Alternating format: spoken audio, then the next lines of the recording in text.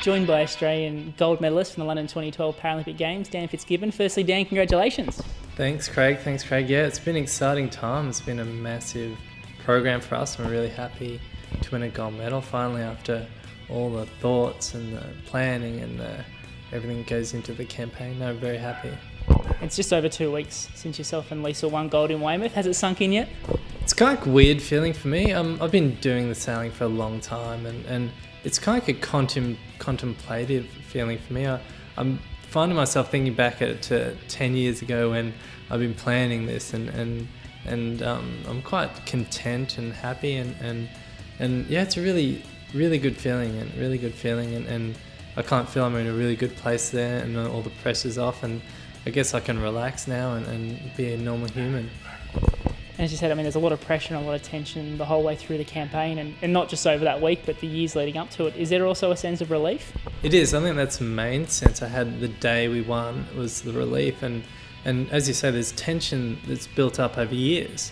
It's over years. And when we won, I just was so relieved, and I went home and slept. And I haven't slept like that for years. So it obviously, I'm always thinking about the sailing and always thinking about what we can do better, how we're going to win the gold medal, and because it was an unknown thing, we'd not won gold, we'd won silver, and we didn't know what we had to do to win gold, and we just did our best, and I was just always thinking about what more we can do, what are we doing wrong, what can we change, and I guess that for years and years you always think about that, and yeah, total relief after we won, and quite a lot of satisfaction. Just looking back to the games, I mean, obviously you had a great battle in the years in the lead up with the British crew. Was there a bit of a mental game going on there as well? Yeah, that's what we had, a massive mental game, and it was a really hard week, probably the hardest week sailing we've done. The British had a little edge on us upwind. We didn't quite have the speed, but we really decided to try and keep really close to them, and every chance we got, we covered them, and I guess we held on to their belts, is the way I describe it, and we wouldn't let them go, and we put a lot of pressure on them, and it was either them or us, and we were so determined to win, and yeah, it was quite a big battle, and I guess maybe somewhere along the week the British kind of cracked a bit, and we got the upper hand, and went on to win the regatta, and we're very, very happy with how we sailed. And it was also a very tough week personally for you guys. It was a family tragedy for Lisa. What sort of effect did that have on you as a crew? Yeah, it was amazing. Like, we talked about this as being a possibility, but never believed it. And Lisa's mum was sick, and I've met her a couple of times now, and I thought she was a strong lady. I had no thoughts that anything had happened while away. But after the first day's racing, I came home, and I was going past Lisa's house, and she ran out in tears saying, my mum's died, and I just couldn't believe it, and it's such a tragedy, and we Skyped and with her family, and it was just, we couldn't believe this has happened, and I guess the journey, sailing is insignificant when it comes to family like that, so in my view, it's whatever had to happen, we had to do, and because it's about life is more important than anything. So, but to Lisa's credit, she wanted to keep sailing, and nothing she could do. If she went home, she couldn't help at all. So, to her credit, she really steeled herself, I think, and put all that energy into making this for her mother, and I truly believe her mother really helped us and helped her focus, and in the end, we really steeled ourselves and never looked back, and went on to sail really well, and the best regatta we've ever sailed together, and maybe Pam Tesh was there looking over us, maybe, yeah. It was amazing strength from Lisa to be able to go on from something like that on day one, and to really bounce back and go on to win gold. It actually made us sail better, and I don't know how that happens, but it really, it was never an issue, and she never looked back, and she always was concentrated on sailing, and for somehow it just made her concentrate amazingly well, and sail really well, and all credit to her, and I'm really proud of how she coped with it, and everything. I don't know how she's now. She's come home and has to deal with the actual reality of it, and we'll see. But I think she's an incredibly strong woman. And on the water, a lot of it comes down to consistency and consistent results, and making sure you're the right place at the right time. And for you guys to be, having such a consistent regatta, to be dropping, was it a third was your worst result? Third was the worst result. Before, in South of Gold this year, when we're in Weymouth, before we sat down, we had the opportunity to talk to Victor Kovalenko about like what's important in these regattas, and he always talks about risk management and separation, and we've talked about this for many years, and we know all about it, and I guess that just solidified in my mind what we had to do, and it was all about that, and it was all about limiting risk and limiting separation and sailing consistently, and we sailed incredibly consistently. Dropping a third in the Paralympics was the best of all the classes in the Paralympics, and I'm not sure if any Olympic teams had such a consistent regatta. So we're just very happy with how we sailed. We sailed the best regatta we've ever done together. And it's not just yourself and Lisa out on the water. You've got a wider team around you, and the guys are in Weymouth and people back here. How much of a benefit was that to have such a strong team supporting you? Yeah, our Skud team's been together now for maybe 4 years, except for Lisa.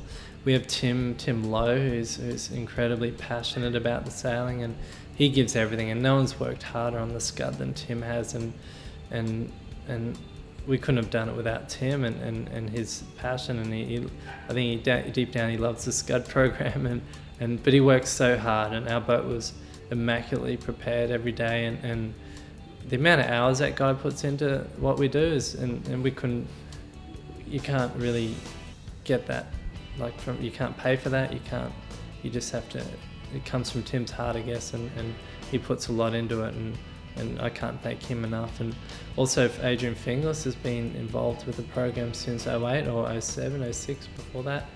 And Adrian's technical knowledge about the Skud and what has to be done is really great, and really helps me and helps Lisa, and he brings things to the team that we need, So the balance between Tim's control and measured response, Adrian's passion and his excitableness, I guess, it's really good, and they equal each other out, and our team's worked out really well with the help of Peter Condy, who was over there helping us in a supervisory role, and that was great, and Kumi Sasaki comes and helps with me, and it's been awesome, and she's a great support to me, and Yachting Australia has been such a great supporter of us, who supply really good management and leadership for us, and the rest of the Paralympic team, the sailing team, we're very close, because I guess the sailing team's a tight-knit thing, and we're all good friends, and we all enjoy each other's company, and